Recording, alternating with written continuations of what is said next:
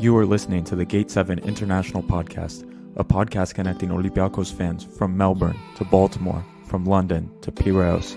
We are four Olympiakos fans from every corner of the world, bringing you news and interviews of the team you love in English. With new episodes twice a week, you'll never lose the latest updates and stories of the team you love.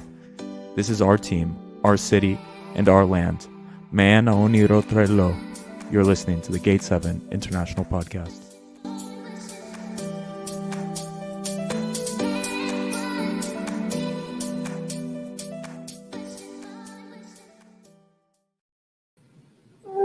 Hello, and welcome to the Gate 7 International Podcast, your official English source for all things Mihaly, I'm doing the intro, mate. I'm doing the intro. Just give me a couple seconds. Give me just a bit. Anyway, your official English source for all things Olympiakos FC and Greek football. My name is Peter Thompson. I've got Adi Bouloubasis celebrating his first Father's Day as a dad. Happy Father's Day, Adi, with his baby boy Mihaly here, behaving nicely for the camera. Let's hope that keeps up. Costa Levoyanis is celebrating Father's Day with his family, and unfortunately he can't make it. Lambro is in Greece. He is stinelada, as they say, out on the islands with that Neri Castillo level Wi-Fi, so he's not going to be able to make it to us today, but he is somewhere off enjoying a cocktail in the beautiful motherland. So anyway, we've got a lot of exciting stuff planned today. More Euros games have, of course, happened.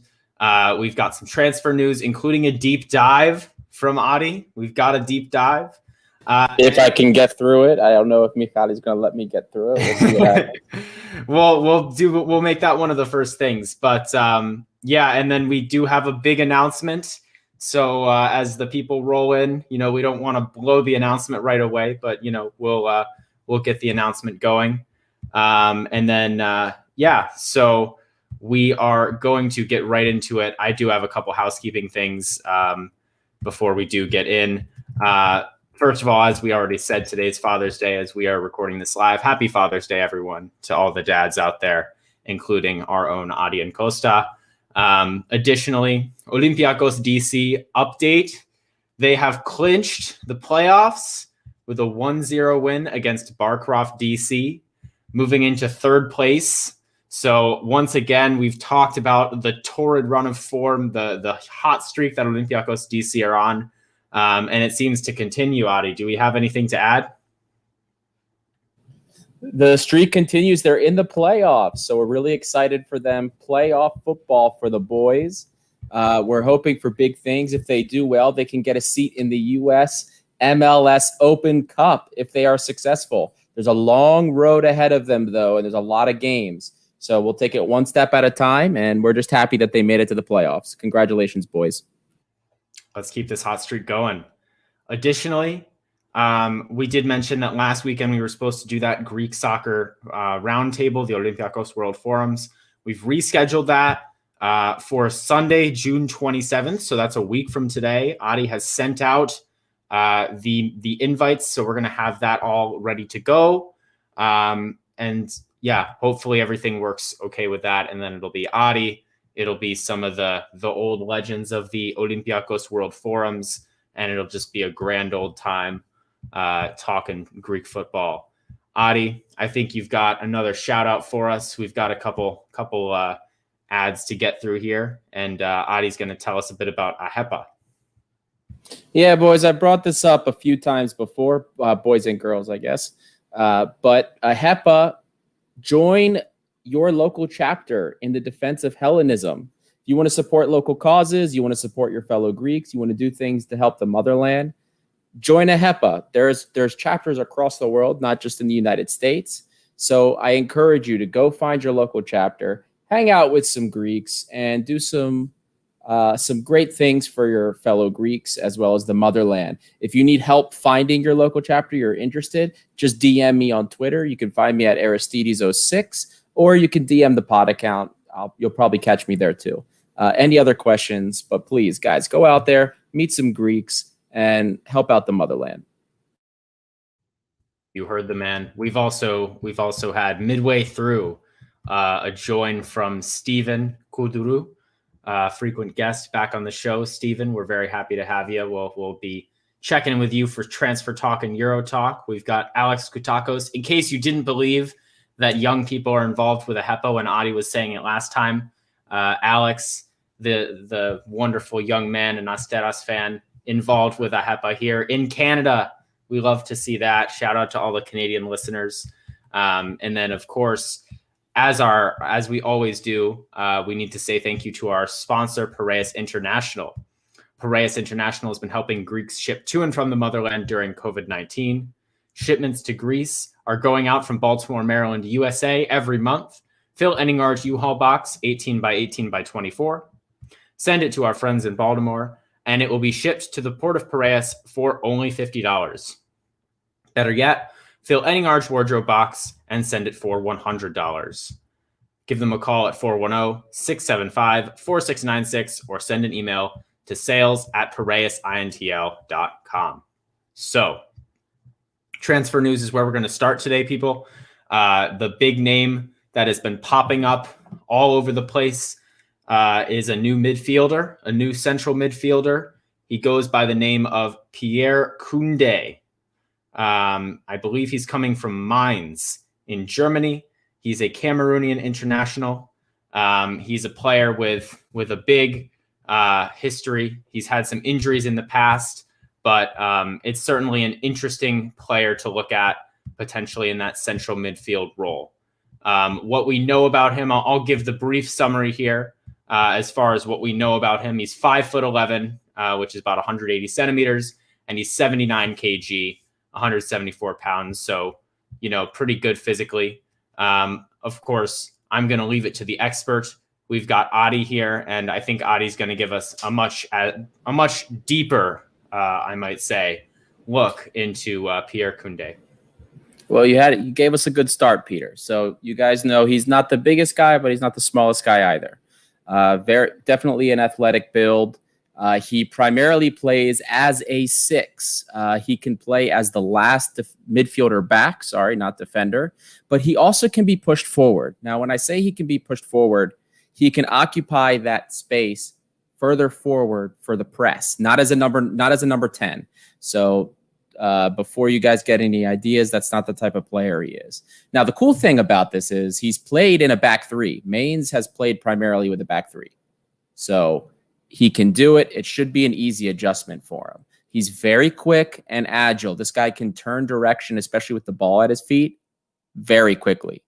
Has pace and loves to look for these gaps in the middle. When he's got the ball at his feet, if there's an opening or there's space for him to run, he's going to take the space and he's gonna try and start those counters up. So he loves to do that. Offensively, this isn't a midfielder that's going to give us a lot of goals. He'll take shots from outside. They're never going to hit the target, but he'll do it. I guess you got to have somebody that can. If he's deployed in a more wide position, so in a 4-3-3, if we're going to utilize kind of a midfield in like a positionally like right or left side basis, he'll get forward with the ball and he'll give us some crosses. He can do it, but if he's playing as the DM, he's obviously not going to give us that. Funny enough, he's actually top tier in the Bundesliga on a per 90-minute basis, that is, for expected assists. So he also can whip in, he can whip those crosses in with decent accuracy. He's decent if he gets into the final third with the ball. He loves to take players on one-on-one. Before his injury, he had one of the highest one-on-one dribble successes in the Bundesliga, 78.6%, averaging almost 3.5 one-on-one attempts a game. When he gets closed down, also he's very successful getting out of things.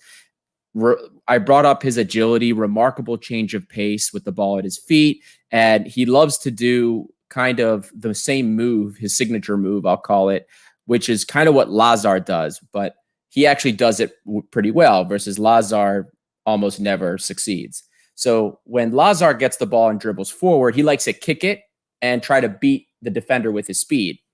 Well, what Pierre Kunde actually does is he waits for the commitment from the defender first. He waits for the defender to come in or to get sucked in a little bit. And then when that first off step is taken, he then uses his speed and agility to change direction and overtake them. I watched every dribble attempt, and every time he did it, he was successful. I mean, this guy has some fantastic ball movement. It is super difficult to dispossess him, especially in stride. He'll more than likely draw a foul if he loses the ball at all. So love to see that. 1.5, almost 2 progressive runs a game. Again, he's the guy that when he's healthy and available, Mainz loves to give him the ball to start the counters up because he's so fast. He's used to volume. He's averaging 45 pass attempts, over 50 touches a game. So, which is good. We do like to see that because we want our midfielders to be comfortable with heavy volume. Now, the one thing that's concerning, and people have already DM'd me about this ever since the announcement, was guys, his pass rating is kind of poor. And you're right, it's under 80%. All of our midfielders are in the 80s, especially our sixes. Our sixes are usually close to 90. Yanim Villa, even Bukhalakis is up there in the 80s. I will say this, not to make excuses, but because Mainz is usually under a lot of pressure, they're a more defensive team. They're not on the ball a lot. When he gets the ball in his first touch, he does try to relieve that pressure. And one touch from a goal kick or what have you, that's where a lot of it comes from. He could be a little clunky in 1-2, like quick one-touch passing. But to be fair, it's not like they do much of that for the team he plays for anyway.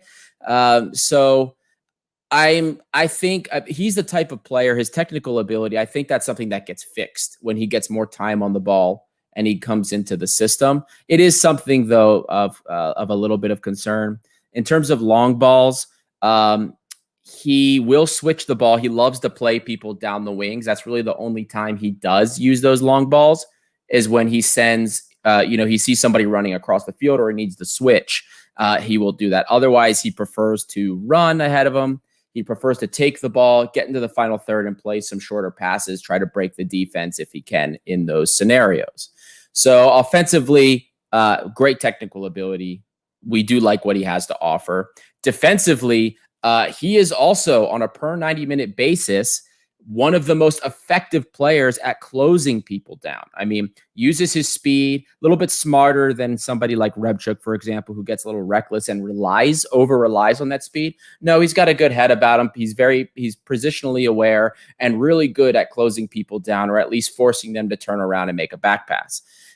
In the air, he doesn't get super involved. I rarely saw him having to jump for anything, but when he does have to do it, he's very good at it. 70% success. So if he gets caught in that scenario, so far from what we've seen, it's a small sample set, he can do it.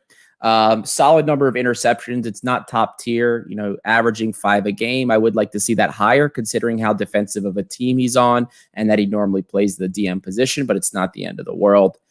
He doesn't go to ground too often, which we like to see. And he is pretty good at plugging holes. He's very good at closing down some of those through lanes to try and prevent the runners in. So defensively, from what we see, he's a good piece. Now, a couple other questions I got was, on a whole, how in God's name are we getting this type of player? It seems too good for Greece. Well, guys, to be honest with you, he is. He is too good for Greece. But he had a really bad injury. Well, I don't want to say really bad injury. He had an injury and they did arthroscopic surgery. So it's like one of those meniscus things where they like shave it down so that the injury, can heal correctly. It's not serious, but the risk with this, especially at 2 million, is that if mentally he can't overcome or get back to normal, we lose the best part about him, which is the agility, the speed, some of the more defensive, those physical characteristics, especially on the ball. Defensively, I think there's enough between the ears. I think he's smart enough to where he can still be a competent player defensively. He doesn't have to rely on his speed. But that's the risk for me for this type of player is when he comes back, is he going to be able to replicate that offensive ability? Can he replicate that technical ability that he had in Germany before he got injured? That's going to be the big question. As far as personality, I didn't see anything I didn't like. screaming at people. This is actually correct. There is a comment here from Zafirov05. Vrusai had the same injury. Yes. And we all know that Vrusai, when he came back, wasn't really the same Vrusai before the injury. So this is kind of what concerns me a little bit. I think, well, the type of player that this is, I mean, this is what we have to deal with, right, guys? So we're not going to get the best players. This guy, when he was firing on all cylinders, would never touch him. We could never touch him. He would have been way too expensive. But this is the type of story where he could come to Greece, get back his footing, and really be something special for us. And that's going to be the question. Whether I think it will happen or not, I think the odds are in our favor at the very least, because even if we don't get his absurd dribbling ability back or his great ability to turn on a dime, that agility, maybe he lays off of that. You have a player that still has very good technical skill. And I'm not super concerned about that low pass accuracy, again, because I think there's more context to that. We'll see how it actually pans out. But I think this is a guy that if we're bringing him in as a 6, and that's what we're looking at, he has some Guilherme-esque upside to him. But if we're bringing this guy in as the Madi replacement, which is what I've been reading on social media, some people think he is, this guy does not have the vision that Madi does. He's acceptable. He can perform well in the final third, but he doesn't have the deep lying vision that Madi has, where Madi is sitting 40 meters out, 35 meters away from goal, and is seeing runners from the opposite end of the field while he's getting closed down by 1 or 2 guys and has the poise to make that ball and also connect. So we'll see what we get out of this guy. Overall, besides my concern about his physical attributes and whether or not we'll get that, I'm positive on this. I think that there's some risk with that, but I think overall this is going to be a good pickup. But he is not I don't think he's the Madi replacement. Well, there you have it, folks. The deep dive on Kunde seems pretty positive. As Adi said, I guess we'll just hope for the best. I would say as well, Vrusai, I think, will be fine with that injury as well. So I'm not super worried about that. But Stephen, I'm going to pivot to you now. Given what you just heard and what you already know about the player, what are your thoughts on him coming in, and where do you think he can fit into this team? Well, I mean, when I first heard we were close to signing him, I was interested because I do remember when we were linked with him. I think it was like 2-3 years ago. We were close to signing him, and then Mainz just put a better deal out for us and better compared to us, and he just went to Mainz instead. Yeah, I mean, my big concern was the injury that he sustained, which as you, I didn't realize it was the same as Vrusai, but we'll see. And also Ari's more or less said everything I was concerned about. Is he a Madi Camara replacement? Is he what is he as a player? And if he's that kind of 6 to 8 hybrid, that could work, and maybe he, coming from a more defensive team like Mainz, who aren't really going to be attacking it week in, week out in the Bundesliga, maybe he needs that adjustment period like Kenny Lala did when Kenny Lala first came. The advantage is that Kunde has a pre-season with us to kind of get into that system a bit more. So maybe he'll adjust quicker than Lala did. And I'm excited. I'm even when we bring in a player that I'm kind of not sure about at first, it's still exciting because it's a signing. So until he's on the pitch, until we see him in proper games, not even the friendlies, in these proper games, and if he plays in the qualifiers as well for the Champions League, that's where I want to assess him and see what he's all about. But yeah, I kind of wonder if he is not like the Madi replacement that, like, statistically, I just feel like I feel like this is the player that is going to replace Madi just because it's another body, and Madi will probably go. Yeah, and Madi would probably go to Napoli or whoever he's been linked with most recently. I don't know. And I think we should say as well, like, we think about last year, Guilherme left, and then we had said, like, oh, Jan and Villa, like, he's not the Guilherme replacement. He's going to do something different. Pepe is not the Guilherme replacement. Like, we didn't have a player in our team who did the versatility of things that Guilherme did, and it was still okay, And I think maybe the change in formation was a contributor to that as well. Like obviously Mari's a ridiculous talent. We're not going to get a player as talented as Mari Camara. Let's just say that. Like the guy's going to go for 20 million. No, unless we get lucky and scout a player like that. Oh, maybe we'd have to get mad lucky. But like, we're not going to get a player of that level. But if we can find a player who sort of like works with Jan and Vila in that 2-man midfield, or can rotate in with Buhalakis, like maybe Kasami is in as well. We'll have to see. Yeah, I was going to ask about that. Is he still coming? Because there was news of him like being close, and then it's kind of gone cold over the last week. So I'm wondering if Kasami seems to be on hold now. Sure. Yeah, I think it's from what we've been told, it's the player really wants to come, but the clubs are not in agreement on the financials, which seems to be the case quite a bit, to be fair. But we do have a question from a listener. It was actually a few minutes ago, but I didn't want to interrupt Adi was just in his bag with that deep dive. I didn't want to get in the way. It's from Agero here. What's your opinion on Algassime Ba? Should he take his chances this season, or is it too soon? So for those who aren't aware, we signed a 17-year-old attacker. I believe he can play out on the wings as well as a 10. He's Guinean. He's boys with Mari Camara. If you go to Mari's Instagram, they're hanging out together. They're training together.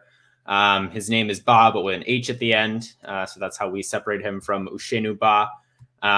Seems a big talent. I've not really seen him play because he's 17 years old and didn't play for us last year, but looks pretty physically big. He's not skinny. He's not small. I think he's going to be mostly in the second team, Angelo.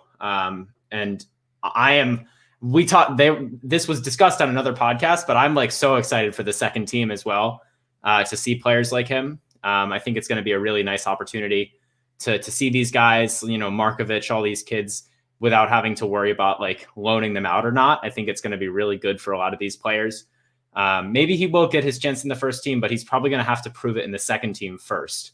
And you never know, we might be needing a winger and maybe he'll come in, maybe he'll get to play against Lamia or something. But I'm excited to see him. Of course, one for the future. He's a long-term player, but hoping to see him with the second team.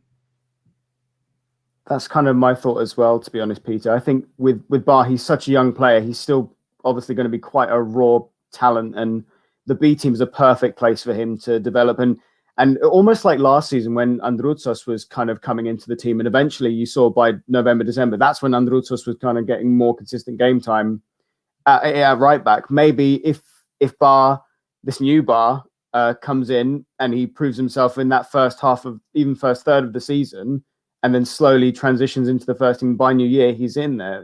If he's performing consistently and to a good level, maybe that's where we see him. Martins isn't one to change up the squad too often. He's not one to take those kind of risks, but anything's possible. Yeah. And I know this is something we discussed already and it's old news, but I missed the podcast. I think I was bird watching when it was discussed the last time a couple of weeks ago, but like this whole bit with Zagorakis implementing this new like massive second division with, like 32 teams. Is that right? Something crazy. And then it's regional. Big Four have B teams. Agado says he's turning 19 in November. Okay, I thought he was a bit younger than he was, to be fair. I must have been off a year. But anyway, thank you. Whatever. But I mean, I think I forget what the general consensus was on this. I am quite positive on it, I would say. I think the fact that there are 32 teams is maybe a bit weird. Like, I think you have too many teams in a league when, the top teams are significantly better than the bottom teams. I think you run into some issues, and I find it hard to believe that there are 32 teams in the second division of Greece that are like that close to each other. So I think that's going to be something interesting to follow. I don't know what's going to happen with that. I think I kind of understand why Zagorakis did this. I think obviously with B teams coming in to the second division, you don't want those positions to be lost for actual senior teams playing in the second tier who may be too good for the third diviation. No, but weren't there 22 teams or 20 teams in the? So it would just have to be like 24 or 26. I actually can't remember. I can't remember, but I'm pretty sure it's 22 teams that were in the Super League 2 last year. Let me look it up right now. I think maybe it's just maybe it is just to spread it out a bit so that there are more kind of senior teams in there so they don't lose out. And then my big thing is though, I'm like stupid. Last year there were 12 teams in the Super League 2. So they're adding basically the entire third division. Hardly any. So like I just find that a bit weird, but I don't know. The only reason I'd be concerned is like, what's the point of bringing these teams up if they're just going to get like carded by Olympiakos every day? That's the one thing that I would say. But anyway, I'm really excited for the B team. Like, we get so much chatter about these young kids. It's like Apostolopoulos, the next Chimikas, Martinis, the next Chimikas, and then he gets literally released. Like, I find it so unreliable. Like Soulis, the next attacking midfielder, and then he comes in and he's like a number 8 or a number 6. Like, I don't believe anything we hear from the papers or from Greece about these young players, and now we get to actually see them in the game. I think it's really, really nice. Like, that's a big thing for me. And then also like these fringe guys that we always have when it's like Martins wants them in the team, then they do nothing. We actually don't have to make a tough decision about these players. They can prove it in the B division. I have a feeling Olympiakos B are going to win the second tier, but I have no idea. The second division in general, having the B teams there is an amazing idea, and the fact that Zagorakis actually did it is super commendable.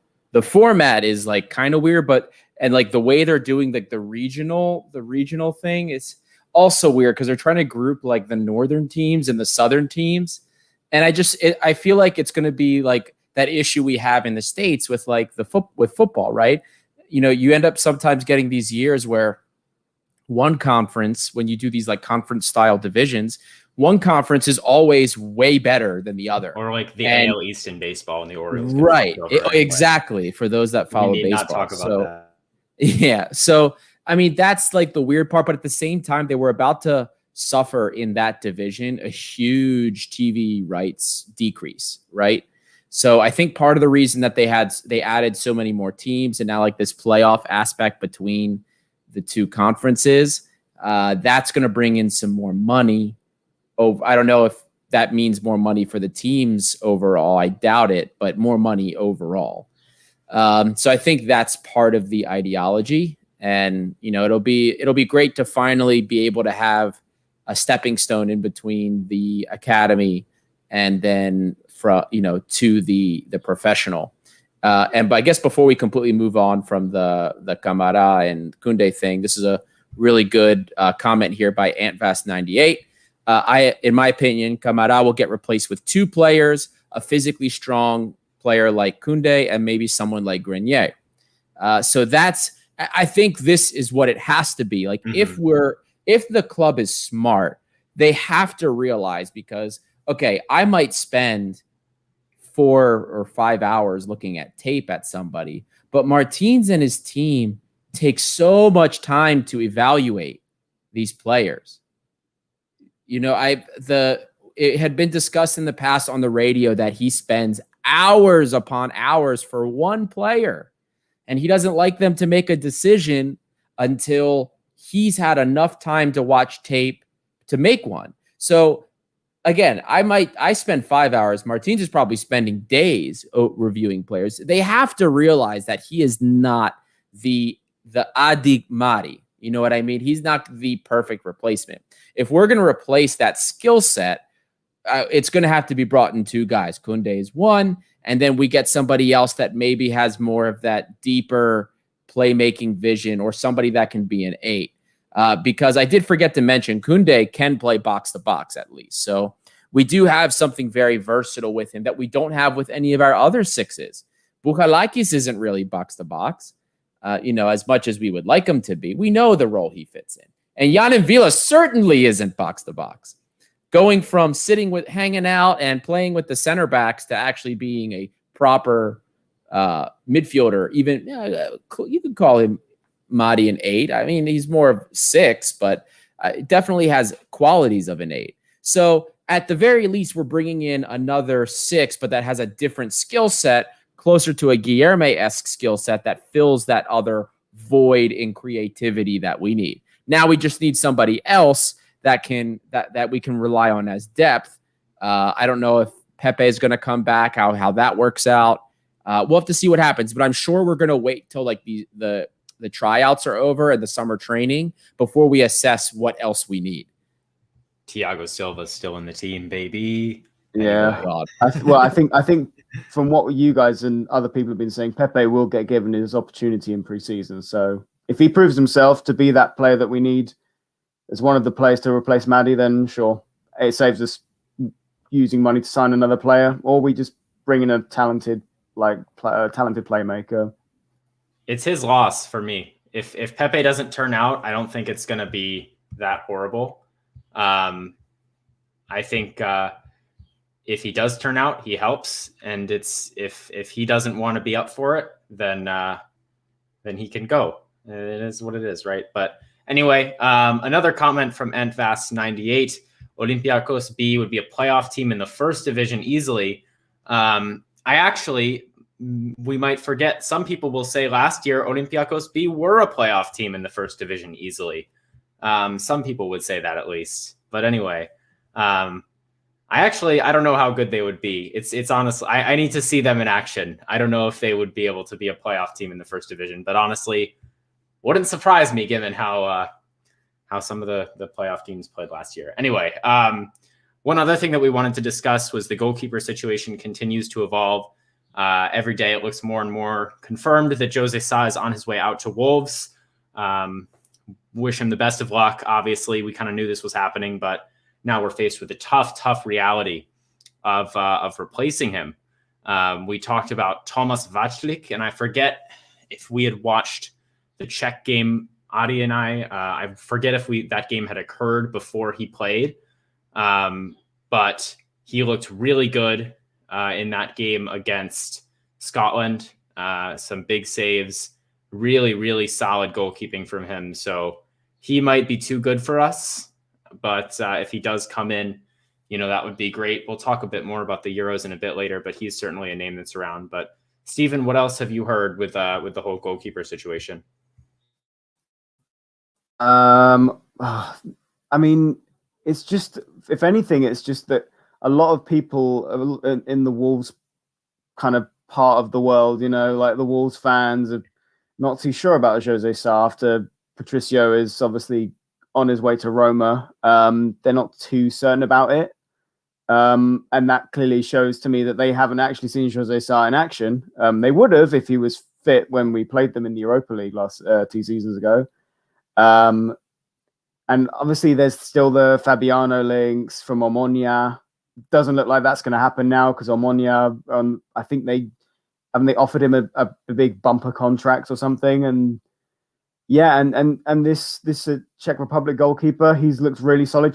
The Czech Republic, as we'll get onto later, have looked like a really fantastic team anyway in these Euros. And if he's 32, so it's not young, but goalkeepers can last a bit longer than that. He's got some years. We were looking at Buffon, who's 10 years older than him, folks. Yeah. Buffon's gone to Serie B with Parma, which is probably best for him. I think that's the right move. He's gone back home. It's a good way to retire. I'd be happy for him. Yeah. So some people are calling for Zolakis to step up.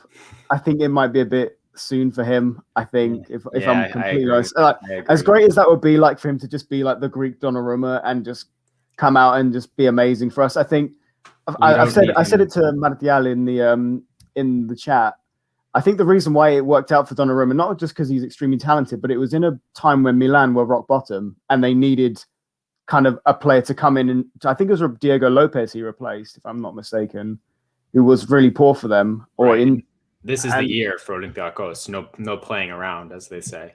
Yeah, and Olympiakos don't have that time to allow not a player to develop, but they don't have the time. They don't have the time to kind of be like, let this guy make mistakes now, because we make these mistakes now, we're not getting through to a more advanced stage in Europe, and we're not going to win the title. So, yeah. Yeah, well, we'll see what happens with the keepers. We'll be the first ones to know if anything pops up. Fabiano wouldn't be bad, but yeah, I do think that seems a bit more unlikely. Vaclik wouldn't be bad. Just don't give us a coat, please. Those two names I would take. I would take them happily, but I feel like another name may surface and then we'll get a coat. But anyway, that's about, I think, all the transfer news we have. We can get in a bit to the Euros. I suppose what we can start with is Group A, which is finished up. Those games happened today. I want to take a victory lap because I was the only one who picked Wales to finish second in this group. And I believe I had some backlash from Lambro and Costa as well. Peter, we And actually they had one piece of transfer news that we forgot. God damn it, Adi. I'm taking my victory lap and you're going to come in with the transfer I'm news? sorry. I was looking for it because I thought we forgot something. And it was related to Holebas. Oh, yes. The Holebas, because there's been questions about whether or not he will renew. So again, guys, the club did make a renewed offer. I don't know what the amount was or how much of an increase. Remember, he was kind of making minimum as it was. So supposedly after maybe tomorrow, maybe we'll find out what that is.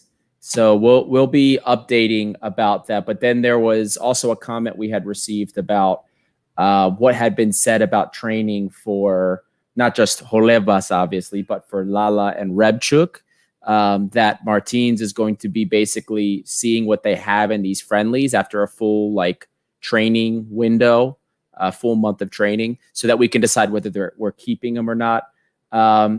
Guys, I think Rebchuk is staying. It's Lala that's probably more of the question. And I'm still not really worried about either one. We get a lot of these questions. So I just wanted to make sure that we had that out there because this was something that people had asked us to comment on. Yeah, the Holebas case is an interesting one. I think he came here thinking it would be his last year and he would retire. And then it turns out we could kind of actually use him a little bit. But we'll see what happens with that.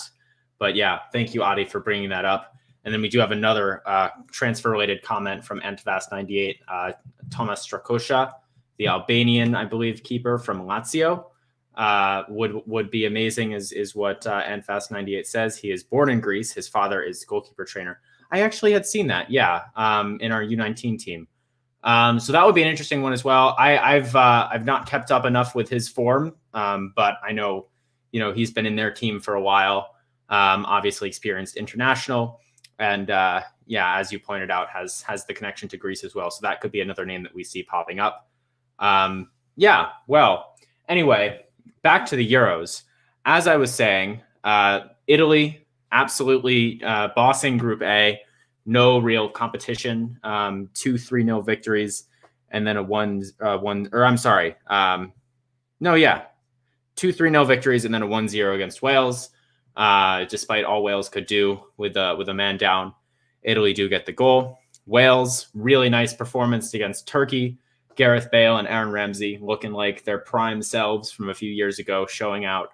And well, Turkey, as much as it pains me to see a football team play that badly, a team that was really hyped up coming into this tournament as a dark horse, they just looked like a regular horse. They looked, pretty bad. Didn't get a single point, only scored one goal. And it was today against Switzerland in a game that they were already down 2-0, I believe, when they scored. Switzerland are in third on 4 points, so they're going to have to wait and sweat it out and see what happens with the rest. But I don't know. The main thing I took from this group is that Italy are looking really to contend for this championship. I think right now, I still think France are probably my favorites, but I think Italy would be my second choice. They haven't conceded a goal in a very long time. I think they something like 1,000 minutes of football without conceding a goal. Of course, didn't concede one in this group stage. Really, really good team. Great players throughout. Good combination of youth and experience. Steven, how far do you think this Italy team can go in the tournament now that they're in the knockout rounds? I gotta say, man, I've fallen in love with this Italian team. They're so nice to watch. They are not only the best looking side for their kit. They have an amazing home kit, but also just the style of football they play, which is very, very reflective of how the smaller teams in Italy, like Atalanta, are playing, like Sassuolo, because they're playing much more kind of anti sort of Italian football, more attacking, more progressive, much more exciting football. This is what the Italian team are playing right now, and I hope they go and win it. If I'm honest, I personally put France as my favourites before the tournament started to win this, but the team I really want to win is the Italians. Also because it's close enough to Greece, so it's close enough. And I think it's a lot of people were not picking them as well. I wouldn't have been surprised. I think Adi was picking them. I was pretty high on them as well, but I think a lot of people may be influenced by their missing the 2018 World Cup. But Mancini has got the boys playing great football, as you said, Stephen. Really nice aesthetic football. The midfield is packed with talent. They've got Ciro Immobile up top, who, if we're going to talk about Italy, I think maybe Immobile is a dark horse, as they say, to win that golden boot if Italy makes a run as well. He's a guy that probably a lot of people wouldn't be talking about to win that. But I think they're going to make a good run, and he's going to score the goals. They've got a couple talented players in the midfield on the wings. They've got depth. They've got Donnarumma in the goal. It's a big team. It's going to be fun to watch them continue to play. And congratulations to Wales as well for finishing second, a team that plays with a lot of heart. Really well done from them. Definitely playing above their talent class. Even to hold this Italian team to only one goal is impressive. And as we said, Switzerland get third. Moving over to Group B, obviously all the other groups only have 2 games under their belt, so they've got one last fixture. But Belgium have been pretty much untouchable in this group. In their last fixture, we saw Denmark come back for their first game since the Eriksen incident.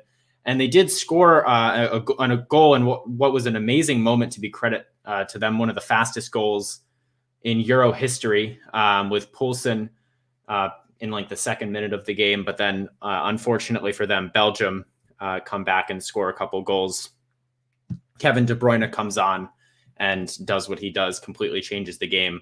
If he can get into full fitness, I think this Belgian team are a force to be reckoned with. And Eden Hazard as well. We have to say, I thought he looked all right. Another one where it's a big wild card. I think he might end up being X factor if he can get back to that form. He's with his country. That always does special things to a player.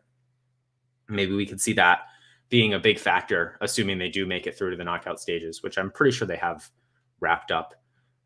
But yeah. And then after that, we've got Russia and Finland on 3 points each. 2 teams that I've not really been impressed with at all, really. So we'll see what happens in the last fixture. We do have Belgium versus Finland and then Russia versus Denmark as the 2 final games. Stephen, how do you see this group shaping up as we approach the last fixture? I think Belgium probably wins, but what after that? I'm with you, to be honest, Peter.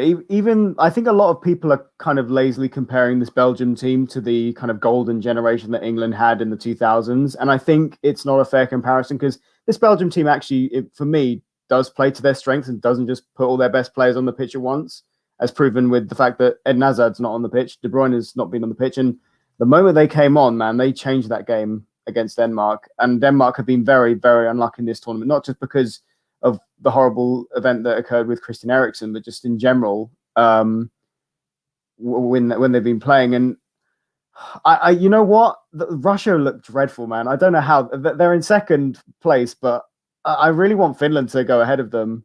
Like, I think when it comes down to it, I think, isn't it? Denmark and Russia play each other. I think Denmark will win that game. Yeah. And I think. I think he'll go down to the wire, but I think Russia will finish 4th, potentially. Finland will finish 3rd, but lose to Belgium and not quite have it to get 3rd place. And I think Denmark, if they can score enough goals, and I think they got, I don't know what their goal difference is right now. Well, I was just about to say. So if we go to the old calculator here, so right now Russia and Denmark are both -2. Although Russia have 3 points, Denmark have 0, and then Finland are actually even on goal differential. But they've got Belgium coming up. So if Denmark beat Russia, obviously Denmark's goal diff will be better and they'll go ahead with 3 points. And then it will just be up to how much does Finland lose by, assuming they lose. If Finland get a result, they would then, be ahead of Russia and Denmark, assuming Denmark win. But the way I kind of see it shaken out is Denmark beat Russia maybe by a goal, which puts them at -1. Russia go down to -4, whatever, -3, and then are out of it. And then I see Finland maybe losing by, enough goals to get them behind Denmark, I would say. But that's going to be an interesting one. The way that I've predicted it just now, which of course is not necessarily going to happen, it would finish 9-3-3-3. So, not a big gap between 2nd and 4th. But yeah, I don't know how Russia have got themselves at second in the group right now. That is a bit surprising to me. Anyway, yeah, so there's Group B. Could be interesting to see Belgium as De Bruyne gets back to full fitness, what they can accomplish. Group C is another sort of one where Netherlands have really pulled out to the front. They had that competitive game with Ukraine at the beginning, and then they went ahead and beat Austria 2-0, a bit less competitive there. North Macedonia, I would say as well, they've got 0 points, but they've been interesting to watch. They've had a couple really fun moments with some goals. Pandev in the first game, and then was it Pandev again in the second game? No, it was not. It was Algassime on the rebound from the penalty. But they've been an interesting team as well, although they've got 0 points and probably won't progress. So it looks like it's going to be Netherlands to win that group. They have North Macedonia coming up, and then Ukraine and Austria basically battling out for second place. Adi, what do you think is going to happen in that big game? I think Mihaly has maybe something to say, but anyway, we don't want Mihaly's takes on here because he's not speaking our language. We can say he seems a bit upset that I would even ask him about this game. Maybe it's just too obvious. Oh yeah, he wasn't happy. He's like, how dare you, Peter? He's like, look at the Y Scout. See, look, he's got opinions here. He's got the Y Scout. He's got the Y Scout data in front of him. He's not having any of this. What he said just translates to something about how the XG and the defensive duels. So clearly, we don't need to discuss that. The interesting group that I wanted to talk about, and we sort of teased it earlier, is Group D, which is currently being topped by the Czech Republic with Vaclik, as well as the man who's scored all 3 goals for this Czech team, Patrick Schick, highlighted by in the first game against Scotland. An absolutely insane chip of the keeper. What a beautiful finish. I'm sure you've all seen this goal. And then scores again against Croatia, the Croatia team that we talked about against England, looking very pedestrian and boring. And then on the other side, England, Stephen, we've got to talk about this because my hate for the Three Lions has been publicized, and you've not been allowed your chance to speak about it on the podcast here. But before you do that, imagine getting outclassed by Billy Gilmore, like an 18-year-old kid, and not even being able to score a goal. Imagine leaving your best playmaker on the bench because he doesn't play in the Prem. Imagine not calling up your best defender only because he doesn't play in the Prem. It's a shambles. Gareth Southgate, he's got to go. This guy's a clown. This guy, he's probably got 10 or 12 burner accounts on football Twitter, and he's that guy who just goes oh, Germany is Farmers League. Italy, Farmers. Prem is better. That's what I'm just imagining Gareth Southgate do in his free time. What do we say? England have scored 1 goal. Despite all the options and talent they have up front, they've scored 1 goal. They beat a Croatia team that looked spineless and boring. They drew with a Scotland team that isn't really all that talented. They've got the easiest group in the division. They've got the Czech Republic coming up. Now, both of these teams are on 4 points right now. The Czechs, of course, whoever wins this wins the group. If it's a draw, the Czech Republic wins the group on goal difference because they've actually scored more than 1 goal in the tournament. And interestingly, if England lose, they could theoretically drop down to 3rd, which somebody predicted on the podcast as well, England finishing 3rd. Stephen, what do you make of all this as a proud Englishman watching the Three Lions? What's the atmosphere like? What are people saying about Sancho not playing, about England not being able to score? What's the general mood in the home turf? I just want to say, Pete, I love the build-up, man. But I'm sorry to disappoint you because I don't support England. I've never supported England. I'm not English. I'm British. I mean, look, Stephen, we have to say Greece and Cyprus are not competing in this. They're not here. So, Cyprus never has, and Greece might never again. Look, I've been following England closely because what I do appreciate is when England do well, it's nice to see the whole nation get behind the team, and when they did well in the 2018 World Cup, I like that because it gave everyone such a boost and it was really fun. But I also love it when England are crap. I love watching England do bad. It's great. and I'm watching they're the just game such tomorrow with my clowns, friends. Steven. I'm They're just looking such forward to it. clowns.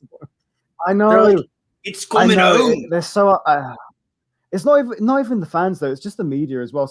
No, a it lot is. of, like, Honestly, British it's the journalists who and pundits that so piss up me their off the most. asses about especially with stuff they've said about the national team, the Greek national team during Euro 2004. But that's a different subject altogether. But I mean, and again, Peter, the last team to beat England was the Czech Republic. So, and that wasn't too long ago. And this Czech Republic team, while they don't have a lot of like fantastic players, like they have Tomáš Souček, obviously. They have Kufal as well, and obviously we have to say, of course, and Schick as well, who's been fantastic this tournament so far. They have a good team, and they play really decent football, and they're really like physically capable. And after what I saw against Scotland, where Scotland arguably deserved more in that game than England did, despite having a far inferior team, this could be a tough one for England. Although a lot of my friends have been saying to me they don't want England to finish top because finishing top is a harder route for England once they reach the round of 16. That's a really good point. Yeah, so they finishing. And I'm going to be real with you. England probably will qualify even if they finish third because 4 points is almost a guaranteed qualification unless for some reason everyone got 4 points in third place and it went to goal difference. Everyone's going to get 4 points, baby. We're gonna kick England out. No, but Stephen, I want to elaborate more on what you said. So to clear that up, what Stephen said is finishing second is actually potentially more beneficial for England, and the reason for that, and tell me if I'm wrong, is the team who finishes first in Group D, I think finishes the second team in Group F. Right. And if I'm correct, the second team in Group F is the second team in the group of death. It's likely either France, Germany, or Portugal. You don't want that.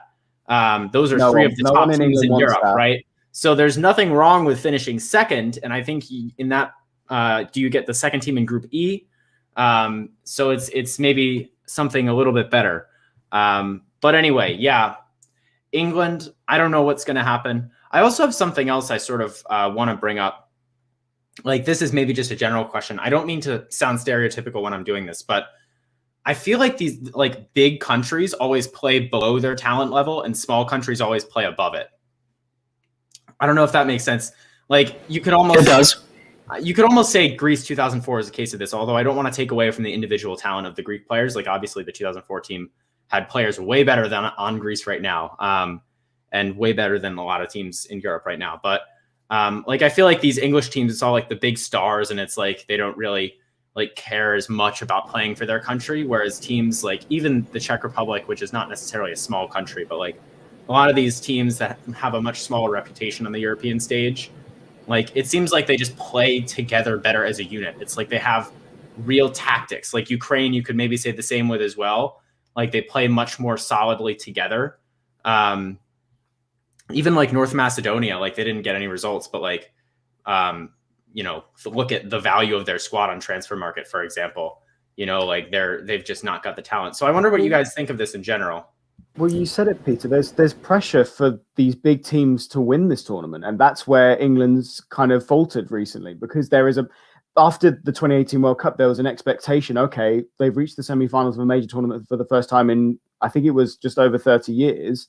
And now it's like, okay, these next kind of two tournaments, England might, with this talented squad, be able to win something. But unfortunately, as we've seen, individual talent doesn't equal good team. It doesn't equal chances creation, good defending, good attacking play overall, or good play in general around the pitch, etc., etc.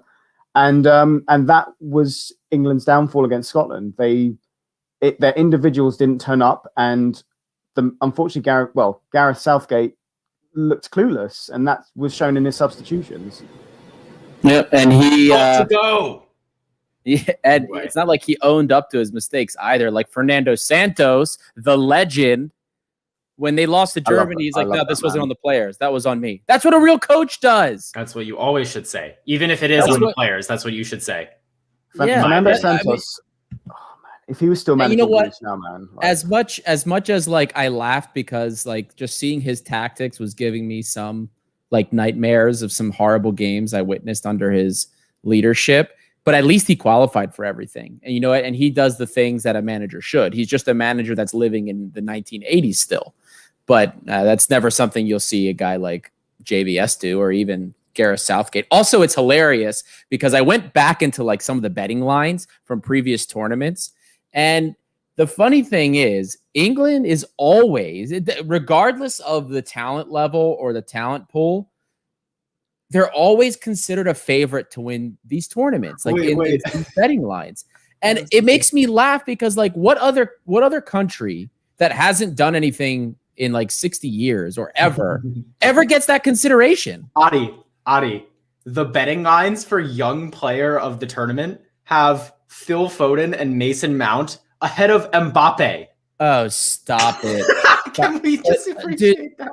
That's Mbappe was always like player of the tournament, full stop, in the World Cup 2 years ago.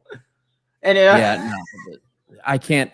The bias with it is incredible, and that's why, like, for me, like, it's good for the sport when England fails. It is, because look at their England national team fans are like Tottenham fans. They, and in many cases, Bog fans. They win nothing, but then they have this like elevated sense of themselves. No, sorry, it's amazing. Not coming home. That's not its home. I'm gaining so much strength. Costa's not here to stop us. Steven's letting us go off. Robert Blackburn's not here. I don't care. I'm going to say, where's Robert Blackburn? This is giving me immense strength. I can't describe like how good it feels to hear these words because it's just so goddamn true. Like every time these clown commentators are like, Olympiakos, let's see if they can get a result. I doubt it though. It's like, fuck off. Your national team's never winning a major tournament ever again.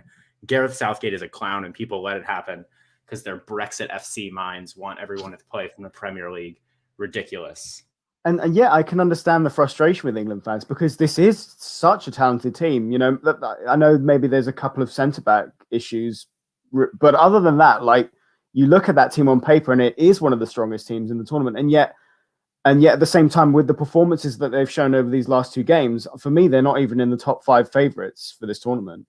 Like there's teams that have performed above and beyond compared to them already, and that's why I think England will fall. Yes. And I will I'm going to happily go to see my mates tomorrow and wear my Cyprus kit, even though Cyprus have never qualified for anything ever. That's what I do. Whenever I go to sports watching events or sporting events, I just wear my team's kit, even if they're not playing. Ole Fan 1925. At least the Spanish announcers say the team name and the last names correctly for Ole. Exactly. And you know what? I want to thank you as well, Ole Fan 1925, because that is a great segue into our next topic. We're going to stop bashing England. So folks from England who were annoyed at that, you get a break. I want to talk about Group E, Stephen, because I think this is probably the most interesting group, probably the one that I've been the most surprised by. And I want to apologize. I want to apologize to Slovakia, all the Slovakians everywhere listening. I want to apologize to them because when we did our preview, we didn't really give them that much respect. We didn't really say much about them at all. We just kind of dragged them to 4th, and it was it. But folks, Slovakia have gotten a really nice result against Poland. They played really well, well-deserved 2-1 victory. They did lose to Sweden in a 1-0 game, but they're second in this group right now. Sweden are first, and Spain in third are asking a lot of questions with 2 draws and 1 goal in 2 games.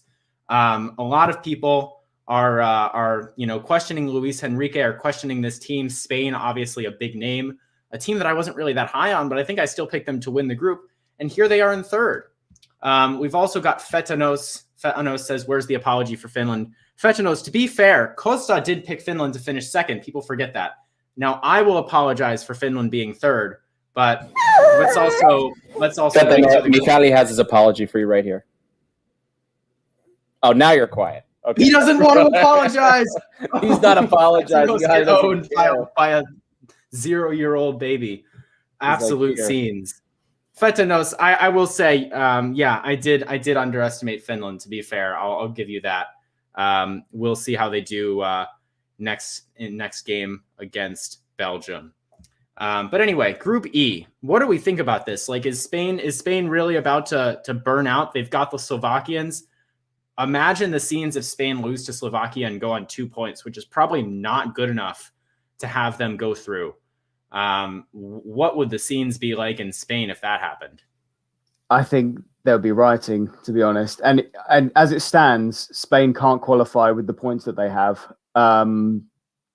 And it would be a shock because while this team wasn't exactly a given, like definite for Spain to qualify, it was, you'd still have the expectation for this Spanish side to at least finish top 2. And even in top 2, I feel like they finished second. It didn't seem that way.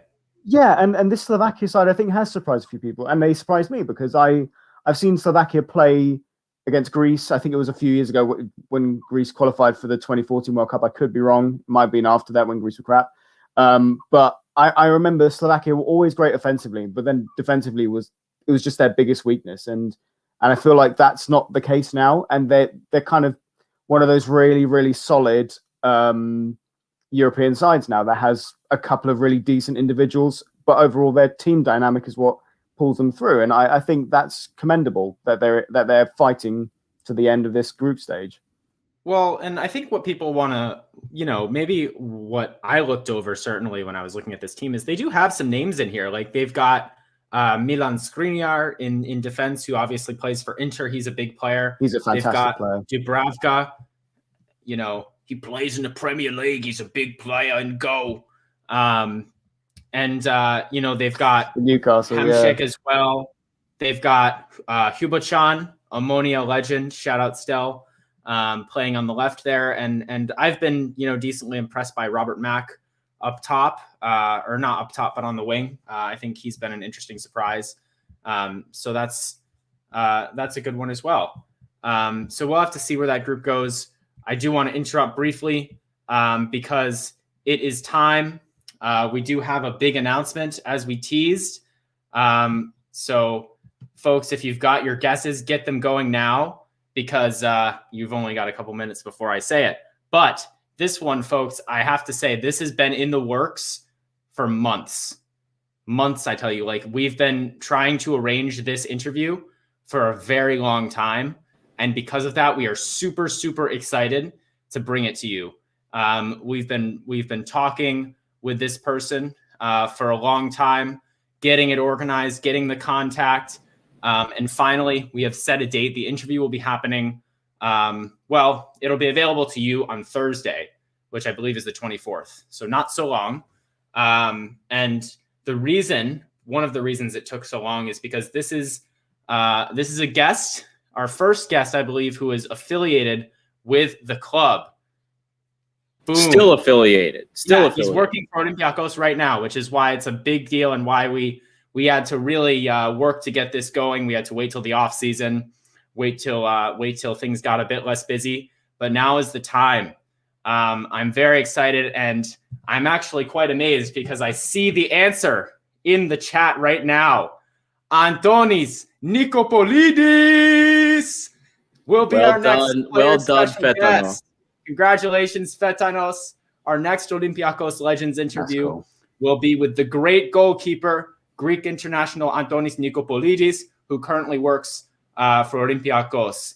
And so we are really excited to ask him all about his career, especially what he's doing for the club right now. So we will have that out on Thursday.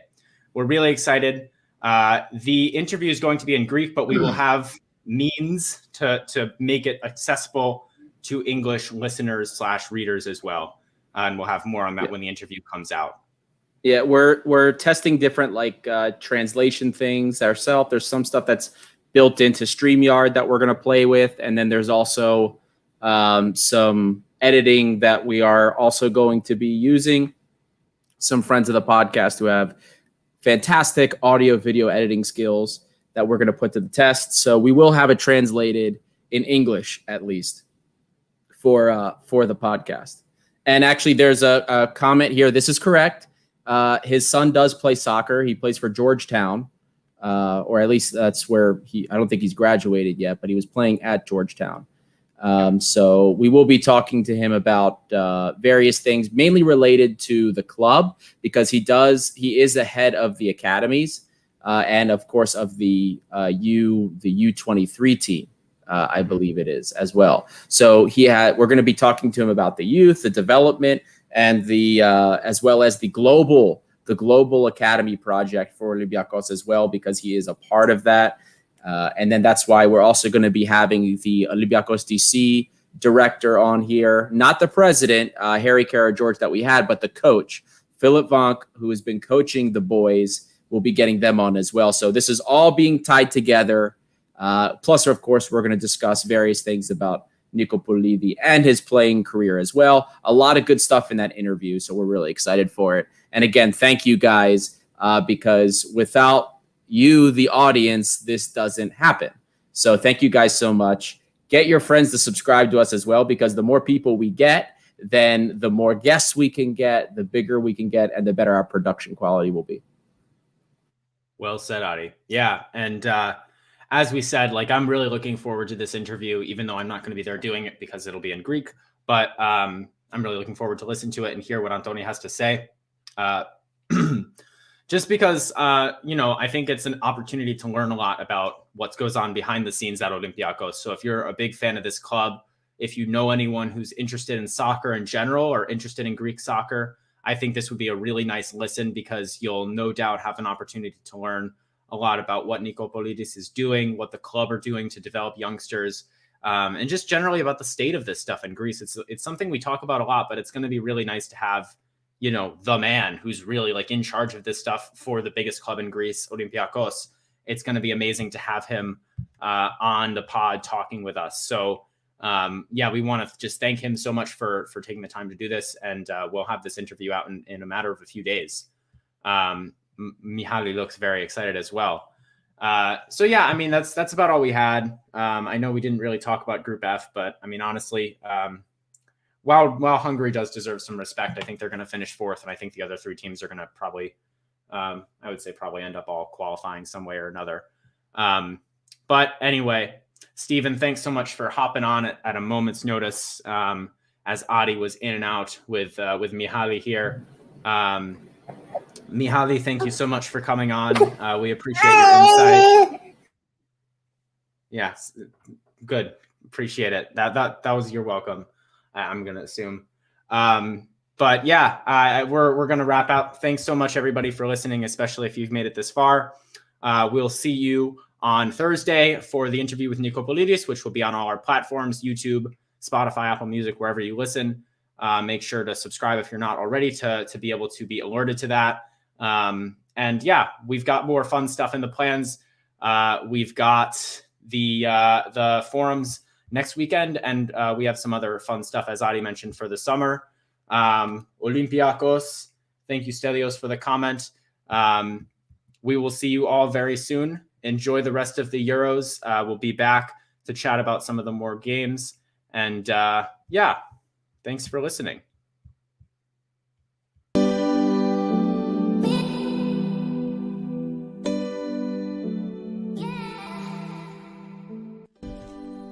You just listened to an episode of the Gate 7 International Podcast, a podcast connecting Olympiakos fans from Brussels to Tokyo, from Toronto to Geneva. We are 4 Olympiakos fans from every corner of the world, bringing you news and interviews of the team you love in English. With new episodes twice a week, you will never miss out on the latest updates and stories of the team you love.